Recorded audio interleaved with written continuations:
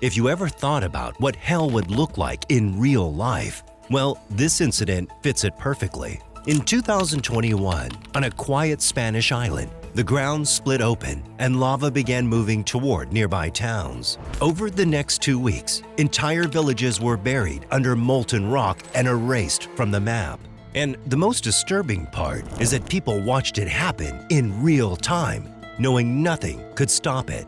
But what made this disaster so devastating wasn't just the volcano itself. It was a stupid mistake made long before the eruption ever began. A decision scientists had warned about for decades. So, what was that mistake, and how did it turn a natural eruption into a disaster that buried entire towns and forced thousands of people to flee? To understand that, we need to go back in time, years before the lava, to a moment when life on La Palma felt calm, stable, and safe. La Palma is one of Spain's Canary Islands, shaped almost entirely by volcanic activity. Nearly half of the island is made of old lava flows, created by eruptions that happened long before modern towns existed. And despite knowing this, people kept building. Homes, roads, farms, and schools, entire villages were constructed directly on top of ancient volcanic land. Not because officials didn't know the risk, but because the volcanoes had been quiet for decades. Life moved on. The danger felt distant, abstract. Scientists had repeatedly warned that this side of the island was volcanically active and that future eruptions were not a question of if, but when. Still, development continued. Then, in the weeks leading up to September 2021, the warning signs returned. Hundreds of small earthquakes shook the island. The ground began to rise as magma pushed upward from deep underground. Monitoring stations recorded pressure building beneath the surface. Everyone knew something was coming. What no one knew was exactly where the earth would break open, or that when it did, lava wouldn't just destroy buildings, it would erase entire towns. On September 19, 2021, the ground split apart, and within hours, rivers of molten rock were moving downhill, straight toward places people had believed were safe.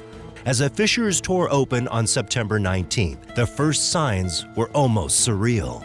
Smoke and ash shot into the sky, visible from kilometers away. But the real danger was not in the air, it was on the ground. From the cracks, rivers of molten lava began flowing, slowly at first, glowing bright orange against the darkened earth. Locals watched from a distance, hoping the lava would slow down. Well, it didn't. The first town to be hit was Tadak, a village built decades earlier on an old lava field. Residents had been evacuated in waves, but for some, there was still disbelief. How could entire streets just vanish beneath molten rock? By the afternoon, lava had swallowed homes, roads, and the town's church, leaving behind a landscape that would never be the same. Streets disappeared under meters of hot rock. Cars parked outside homes were crushed and fused into the flow. Satellite images later confirmed the devastation. What had been a vibrant village was now nothing more than a black, molten scar across the landscape.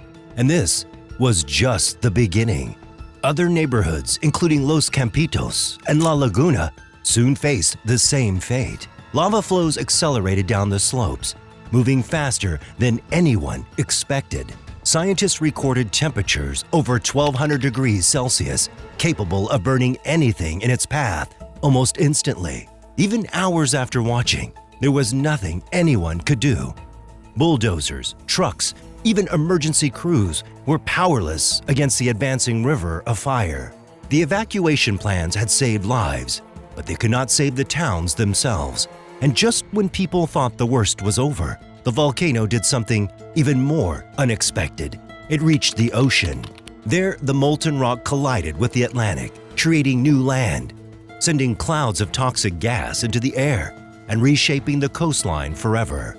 Even as the lava swallowed more villages, the scale of the eruption became clear to scientists monitoring the island. The Cumbre Vieja eruption was not just another volcanic event. It was one of the largest and most destructive eruptions in the Canary Islands in modern times.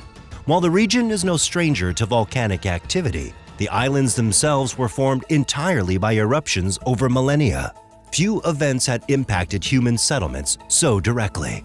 For comparison, eruptions from the 1971 Tenanguia volcano, also on La Palma, were relatively small, destroying farmland but leaving towns mostly untouched. This eruption, however, was different in both intensity and duration. Lava flows traveled farther, at speeds faster than most residents could safely escape on foot. The eruption lasted 85 days, making it the longest recorded in La Palma's history. The volume of lava produced was staggering.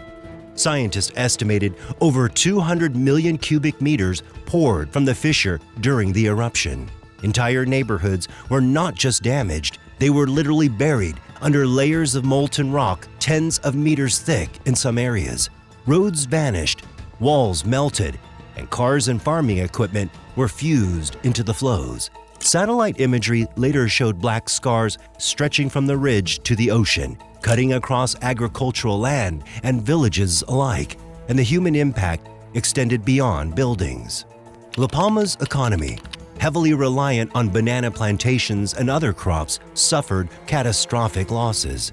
Fields were buried, irrigation systems destroyed, and the fertile volcanic soil, once a blessing, was now covered under hard, black rock.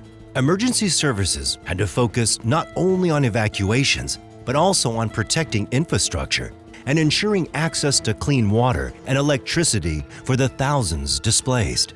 What made this eruption particularly frightening was the speed and unpredictability of the lava flows.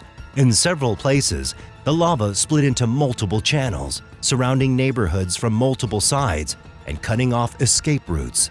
Some lava streams reached the Atlantic Ocean, creating clouds of steam and toxic gases that forced authorities to cordon off nearby areas, even after people had evacuated.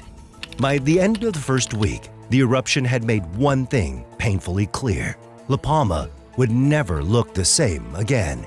The scale of destruction, combined with the duration and speed of the lava, set this eruption apart from nearly every other volcanic event in the Canary Islands in the last century.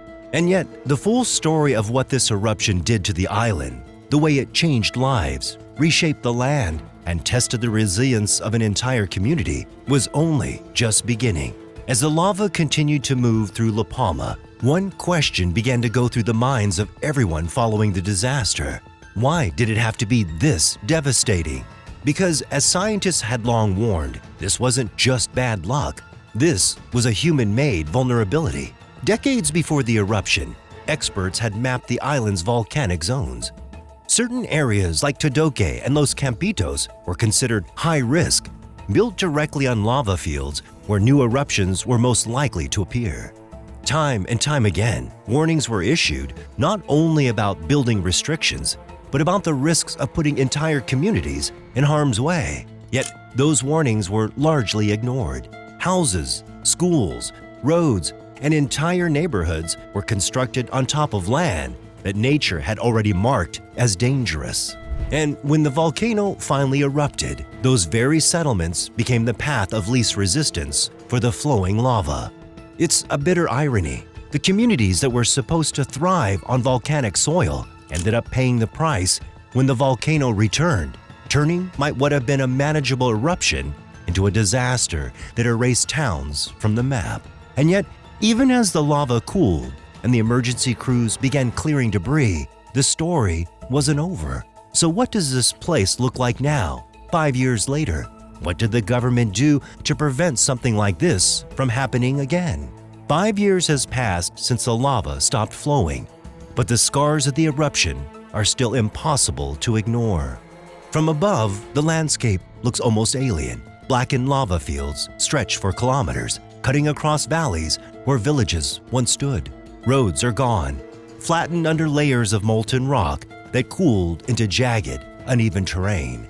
Some areas are so thickly buried that planners have declared them permanently uninhabitable. Trees, farms, and homes that once defined the island's culture and economy are nowhere to be found. Yet signs of life persist at the edges.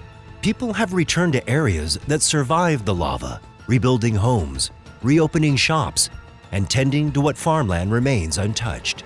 Temporary housing units, small schools, and community centers have emerged, showing resilience against nature's fury. Still, every glance across the lava fields is a reminder of what was lost. Todoque and Los Campitos exist mostly in memory, maps, and photographs. The government's response was vague, but constrained by the scale of destruction.